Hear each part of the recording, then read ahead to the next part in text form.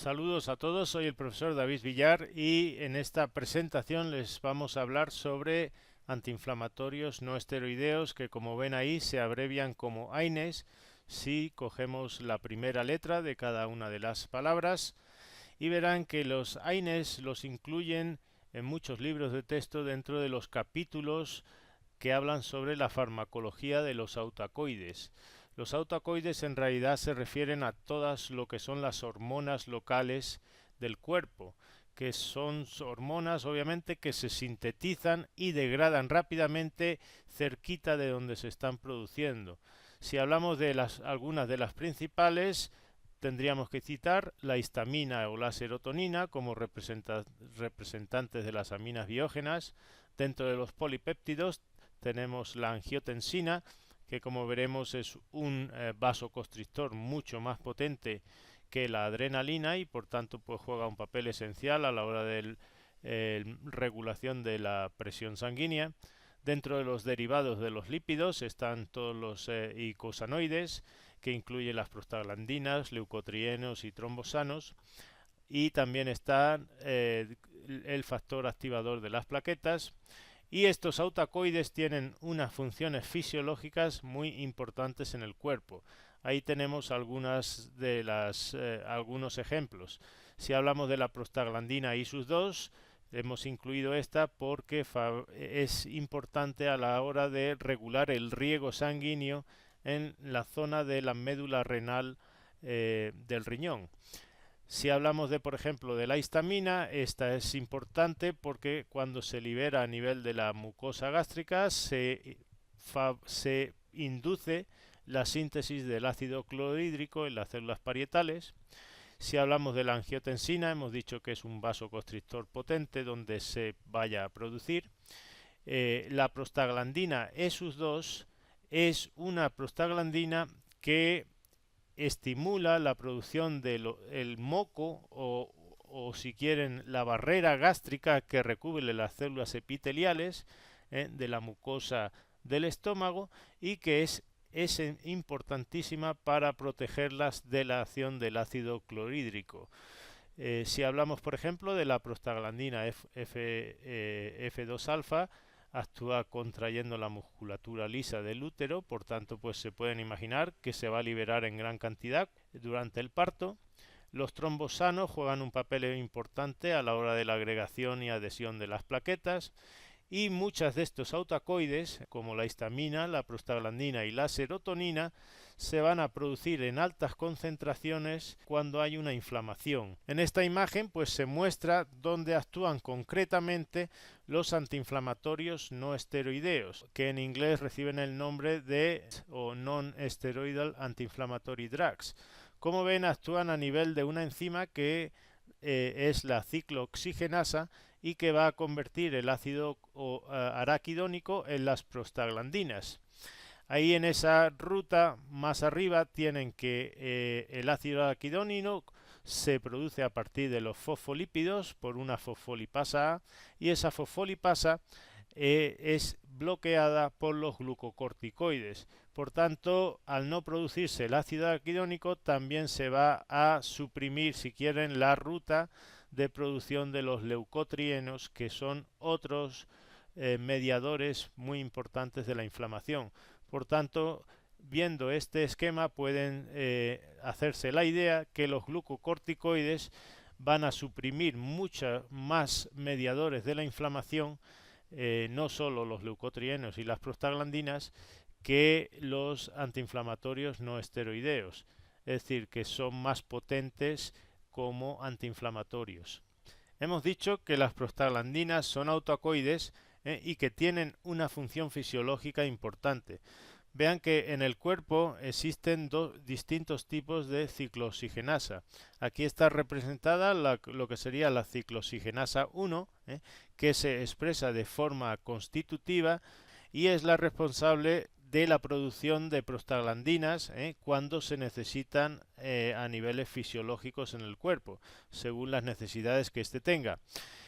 ¿Cuáles son las principales funciones de esas prostaglandinas? Pues las tienen ahí abajo. Si hablamos de la prostaglandina ESUS2, Vean que actúa a nivel de la mucosa gástrica, favoreciendo el flujo de sangre, la producción de ese moco o barrera protectora, que es rico en bicarbonato y recubre las células epiteliales, haciendo pues que el ácido clorhídrico no pueda entrar en contacto y dañando esas células.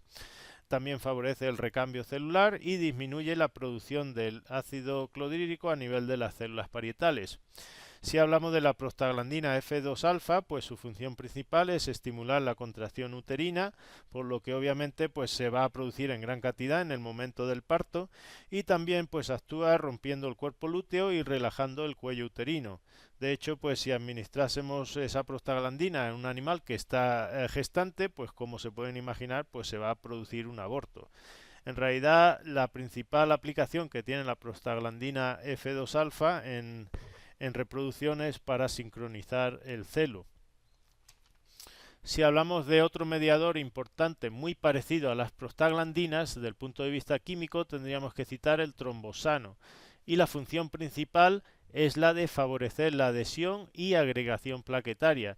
De hecho, la aspirina es el único AINE que va a bloquear de forma irreversible la ciclooxigenasa 1 de esas plaquetas y va a impedir pues que se forme el trombosano, y eso pues se va a traducir en un efecto anticoagulante, que es precisamente una de las indicaciones de la aspirina, aparte de usarlo como antiinflamatorio, y ese efecto anticoagulante pues se produce a dosis casi 10 veces menores que las que se necesitan para suprimir la inflamación con la aspirina. Por último, ahí tienen la prostaglandina ISUS2, que dilata los vasa recta en la médula renal, y esa acción es supremamente importante para proteger el riñón, sobre todo cuando hay una caída de la presión sanguínea. Van a ver que existe, como tienen en ese diagrama, también una ciclooxigenasa 2, que es inducible, es decir, que su expresión en los tejidos es muy bajita en condiciones normales, pero aumenta mucho su producción cuando existe una inflamación, y esta pues va a ser la que sintetiza en gran concentración prostaglandinas en ese sitio donde se produce, y pues estas son las que van a iniciar toda la cascada de la inflamación.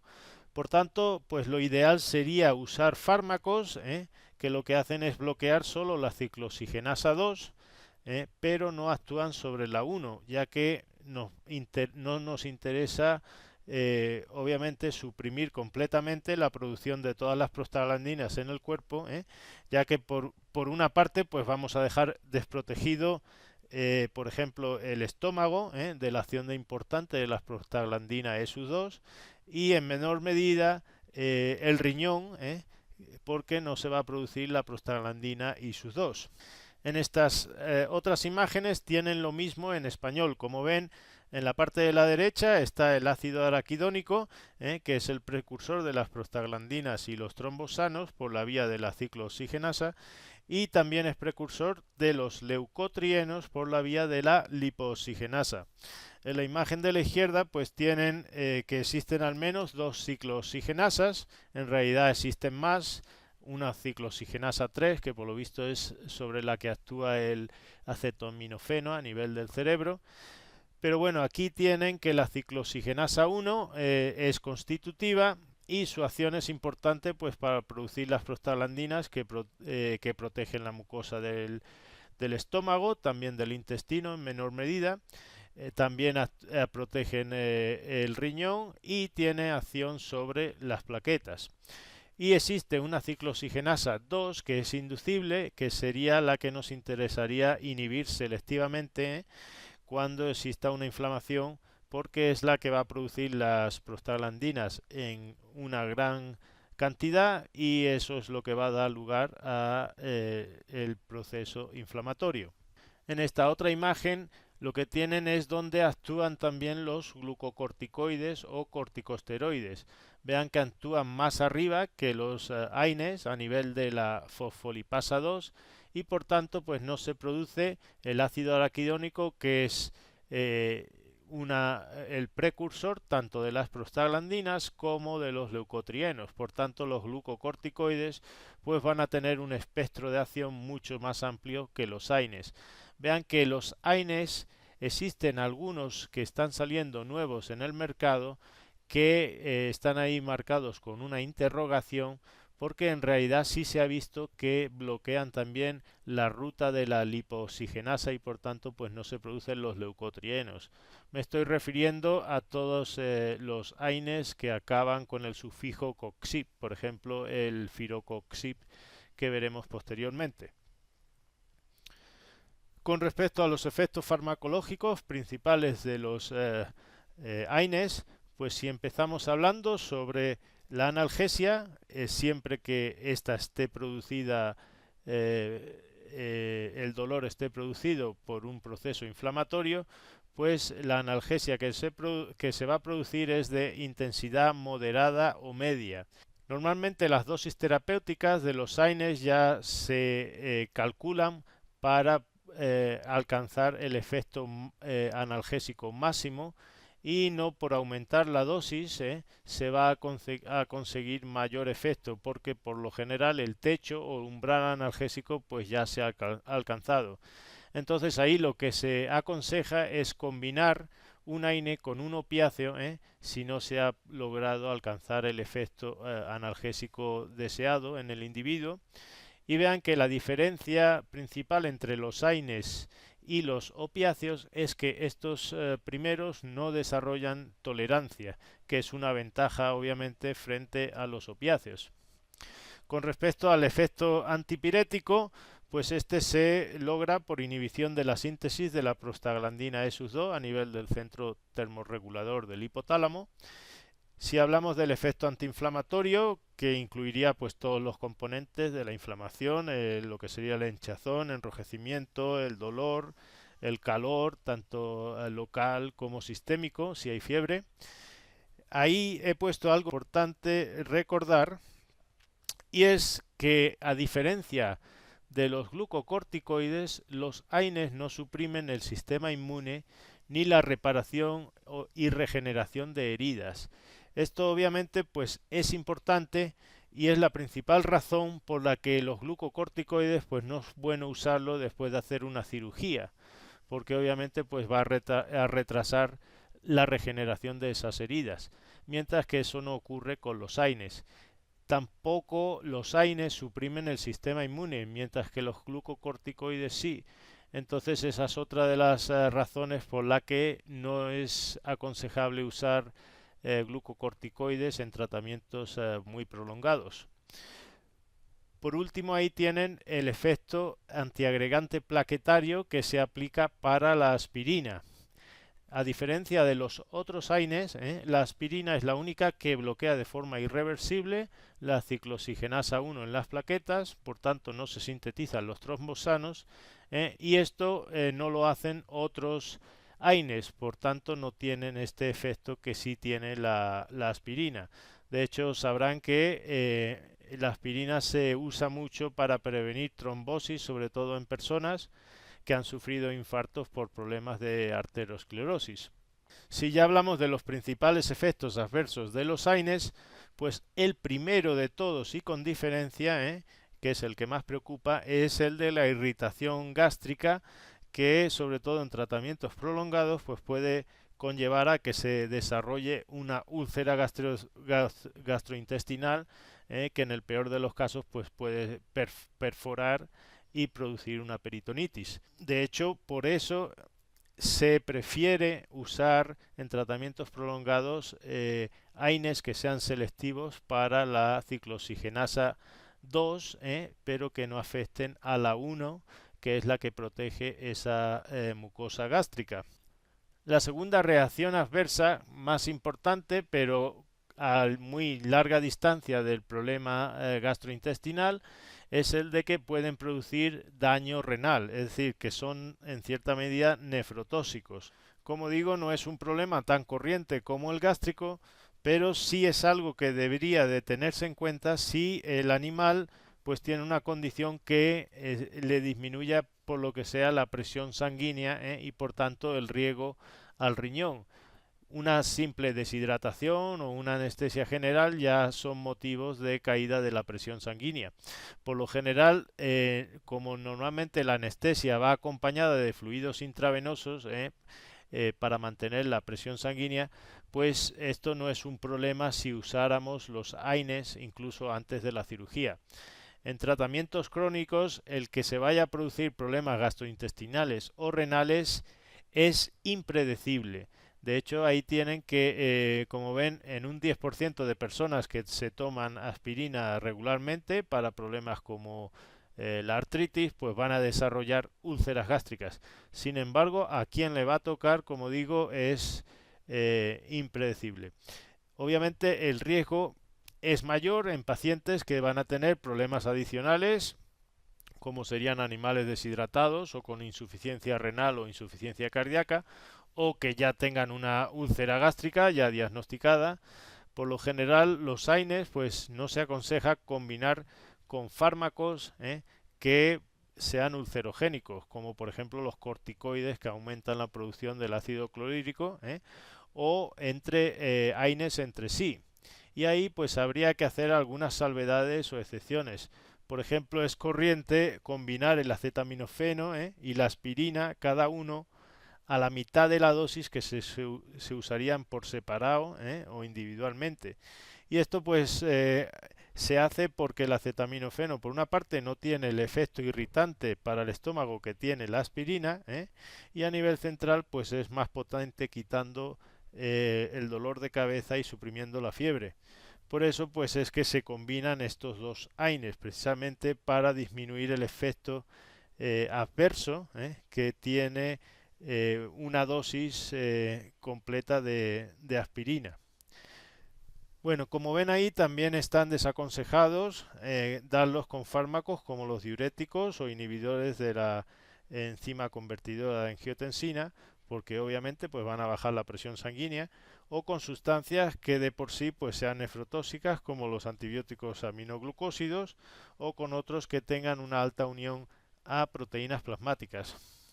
Cuando usamos los AINES, por lo general en la clínica algunas de las reglas de tres es que si uno no funciona no significa que otro no lo vaya a hacer.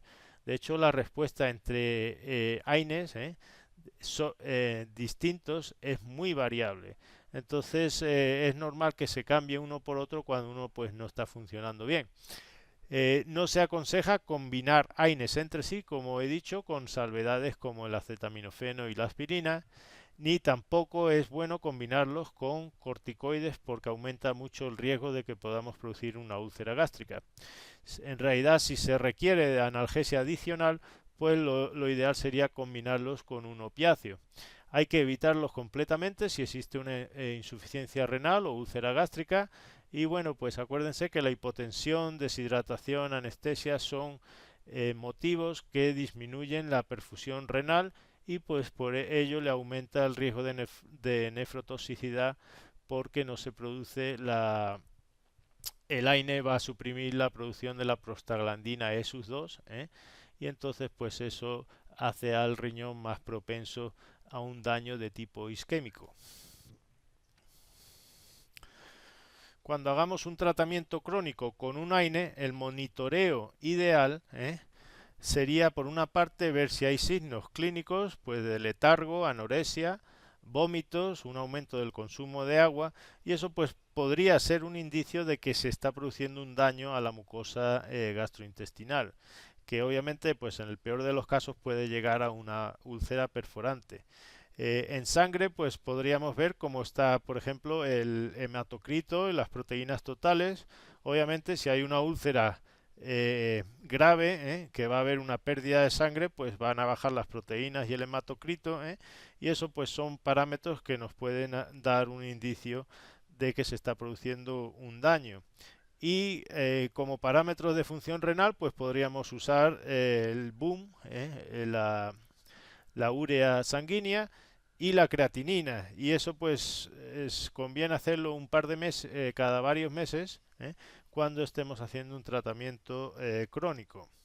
Como ven en la imagen de ahí, la diferencia entre una erosión y una úlcera es que la erosión básicamente no se llegan a afectar las capas más profundas de la submucosa, que es donde están los vasos sanguíneos, y por tanto pues no sangran, a diferencia de la úlcera, que sí hay pérdida de sangre.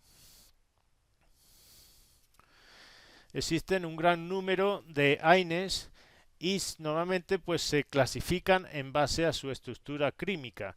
No creo que esto pues sea muy importante saberse, ni mucho menos pues todos los que hay ni a qué grupo químico pertenecen. Sí voy a decir algunas generalidades de ellos a continuación, y voy a empezar diciendo que para tratamientos prolongados pues lo que convendría es usar aquellos que sean selectivos para la ciclooxigenasa 2. Aquí en esta figura, como ven, tenemos en primer lugar el carprofeno seguido del ácido tolfenámico, y ahí tienen la preferencia que tienen de unirse a la 2 frente a la 1. Entonces van a ver que, por ejemplo, el carprofeno y el ácido tolfenámico seguido del meloxicam son los que se usan en tratamientos prolongados, mientras que los que no son selectivos, como el flunixil-meglubine o el ketoprofeno, son los que normalmente se usan para tratamientos cortos de 3 a 5 días, que es la duración máxima a la que normalmente se recomiendan usarlos.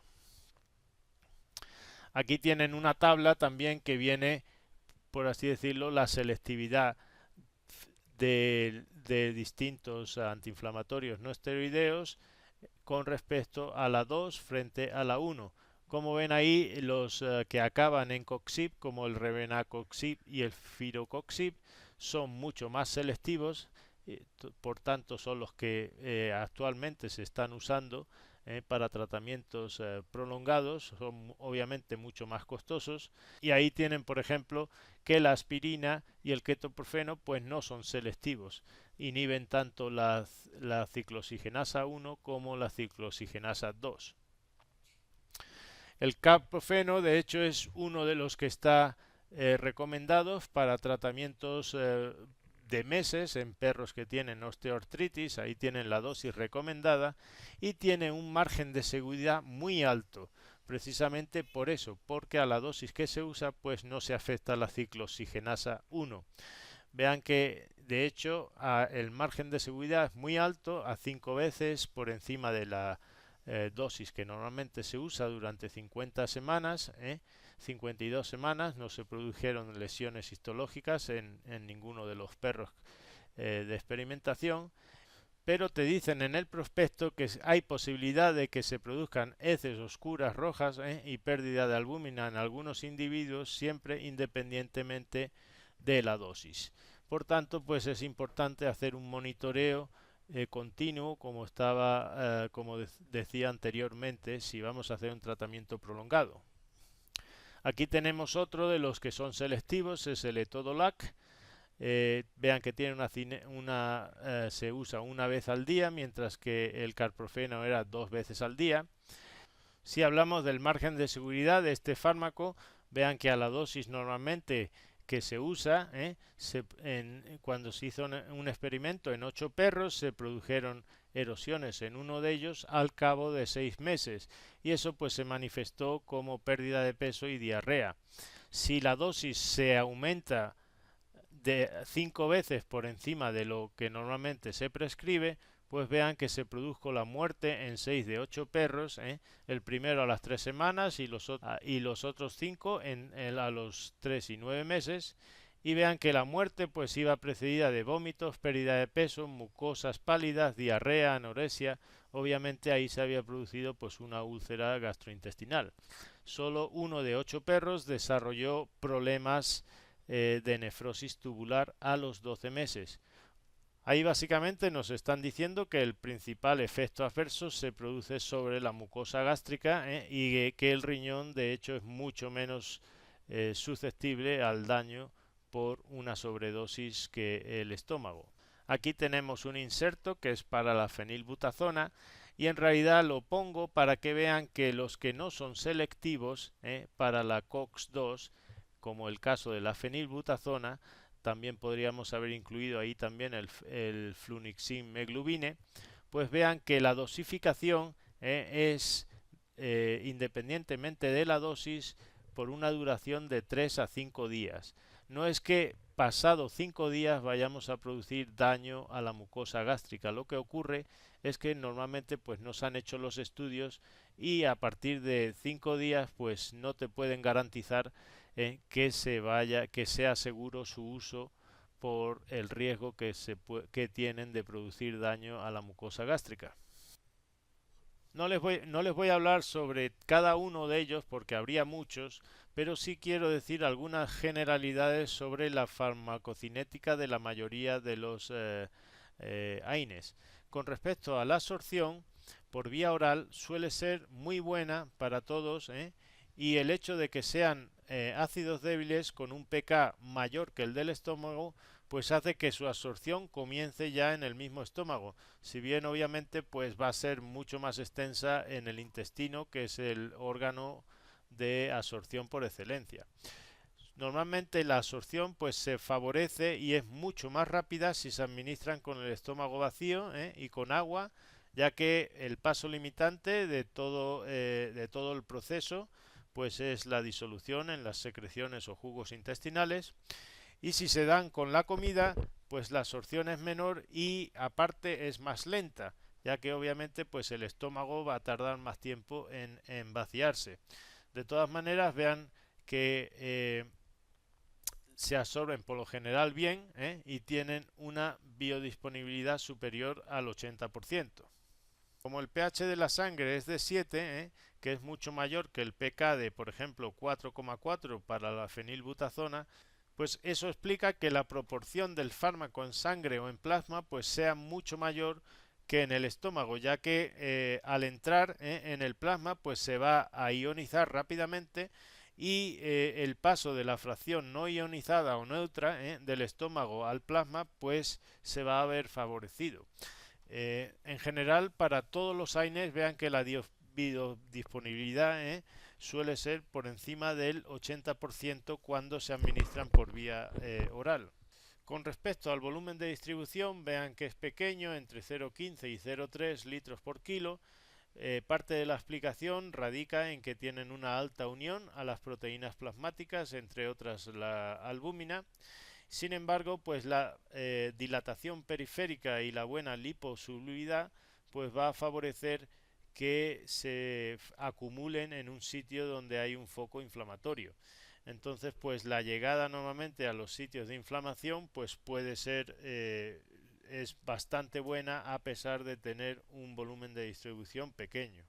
También se cita que debido a la alta unión a las proteínas plasmáticas, pues puede haber interacciones con otros fármacos que tengan una alta unión a esas proteínas, como son, por ejemplo, los corticoides y las sulfonamidas. Sin embargo, pues no se ha visto que esto tenga pues mucha relevancia del punto de vista clínico. Si hablamos del metabolismo o la biotransformación en líneas muy generales, pues podríamos decir que intervienen tanto el hígado como el riñón. En el hígado tiene que haber una primera transformación que a veces requiere de las dos fases, una primera fase de oxidación, reducción o hidrólisis y una segunda fase de conjugación, y casi todos los AINES pues se van a excretar como metabolitos, ya sean conjugados, quizás el ácido glucurónico es una de las principales moléculas a la que se unen, y como ven ahí pues suele haber muy poquita excreción intacta de la molécula que no ha sido transformada. El pH alcalino pues favorece la excreción a través del riñón, obviamente por ser ácidos débiles. En general la vida media de la mayoría es pequeña, es corta, pero varía mucho. Vean que para algunos AINES existe una mala correlación entre lo que sería el perfil farmacocinético y su eficacia clínica. Si hablamos, por ejemplo, de la fenilbutazona o el flunicin, pues vean que se acumulan en las zonas del foco inflamatorio porque aumenta la permeabilidad capilar, y eso pues hace que aunque se haya eliminado de la sangre pues queden concentraciones todavía altas en el sitio de la inflamación. Entonces esa sería una de los motivos porque hay una mala correlación entre la concentración en sangre y el efecto que tienen sobre la inflamación.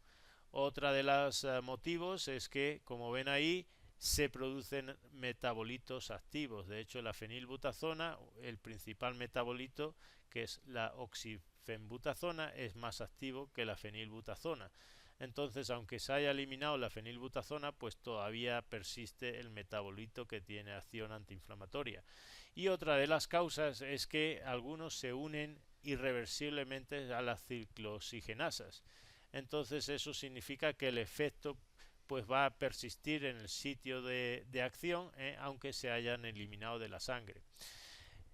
Ocurre también que la biotransformación en el hígado pues se puede saturar con respecto a algunos antiinflamatorios, y esto es uno de los motivos por los que varía mucho la vida media de unos animales a otros. Sobre todo, por ejemplo, la fenilbutazona se satura fácilmente a nivel de cuando hablamos de caballos o perros, y eso explica que la vida media pues sea muy variable de unos animales a otros. Y si hablamos de la aspirina, en general los gatos son muy deficientes de la glucuronil transferasa, y eso hace que tarde mucho más el hígado en metabolizar la aspirina y por tanto en eliminarse del cuerpo. Es decir, que el hígado está saturado y lo que sería una eliminación de orden 1 pues ahora se convierte en una eliminación de orden 0. Eso explica que en los gatos la aspirina y la mayoría de los AINES pues se eliminen muy lentamente, y es una de las causas también por la que los gatos son más susceptibles a la toxicidad de este grupo. En general les digo que los AINES tenemos que tener muchos cuidados si los vamos a usar en gatos, porque los podemos sobredosificar fácilmente. Y aquí tienen uno que ni siquiera habría que administrárselo a un gato, porque podemos matarlo con una simple pastilla de 500 miligramos, y me refiero al acetaminofeno. En ese diagrama ven que tienen la molécula del acetaminofeno en el centro, y que las dos rutas principales de eliminación son: por la parte de la izquierda tenemos el ácido glucurónido, y ahí esa es quizás la principal vía de metabolismo en los perros y por ejemplo en personas, y cuando esa se satura pues está la otra vía, que es la de la sulfotransferasa, que lo convierte en un metabolito sulfatado, y eso es otra vía de eliminación. Los gatos son deficientes de la glucuroniltransferasa, y de hecho pues la vía de la sulfotransferasa se satura muy rápidamente. Entonces, ¿qué le va a ocurrir? Que la mayoría del acetaminofeno pues se va a ir por la ruta del citocromo P450 que tienen ahí, y que lo va a convertir en un metabolito muy reactivo, que es una benzoquinonimina, que primero la célula va a unirlo al glutatión, que es una vía, si quieren, de protección, que lo que hace es inactivar o neutralizar esa sustancia muy reactiva. Pero si el glutatión se acaba, que normalmente se hace porque las reservas son muy limitadas en la célula, pues ese metabolito reactivo se va a unir a proteínas y ácido nucleico y se va a producir un daño tisular. Como digo, esto ocurre en los gatos con una sola pastilla, y obviamente pues puede ocurrir en cualquier otra especie con sobredosis de acetaminofeno. Si damos una sobredosis a un perro, pues podemos producir una necrosis hepática y obviamente pues la muerte. Si bien la mayoría de los AINES están contraindicados en los gatos, aquí tienen uno que es quizás de los más seguros, que es el ácido tolfenámico. Como ven, la dosis es de 4 miligramos por kilogramo de peso vivo, y eso consigue alcanzarse concentraciones efectivas en plasma durante 24 horas. De hecho, se elimina por el hígado, pero tiene lo que se llama una recirculación enterohepática a nivel del intestino, que vuelve a reabsorberse, y eso hace que que las concentraciones sean suficientemente altas durante 24 horas.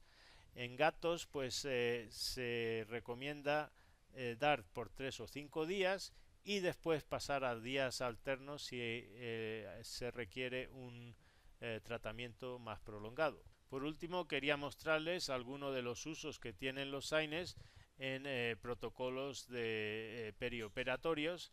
Aquí tenemos uno para dolor moderado en perros y como ven están incluyendo el meloxicam en el posoperatorio, primero en la clínica combinado con la buprenorfina y después de mantenimiento en la casa pues lo recomiendan también una vez al día por 4 días. Aquí tienen otro protocolo, en este caso para un dolor severo, cualquier ortopedia, ya sea una amputación, una reparación de un ligamento crucero, una fractura.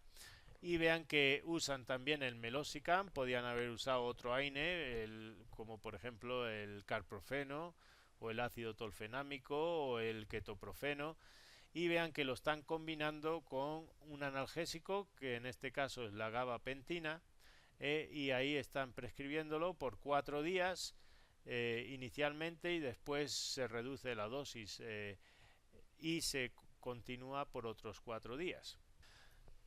Aquí tenemos otras dos operaciones, una ovariohisterectomía en la parte de arriba y una intusosucción en un cachorrito de 8 semanas. Y vean que el AINE que están usando es el carprofeno por vía subcutánea y lo están administrando 1 hora antes de la cirugía, en la parte de arriba, y en la parte de abajo también están administrándolo 20 minutos antes de la cirugía. Como ven en estos protocolos pues se está haciendo lo que sería un acercamiento multimodal al dolor. Están combinando el AINE y en la mayoría de ellos pues lo combinan con opiáceos. Aquí en este caso están usando la buprenorfina arriba y abajo pues están usando otro opiáceo que es la petidina.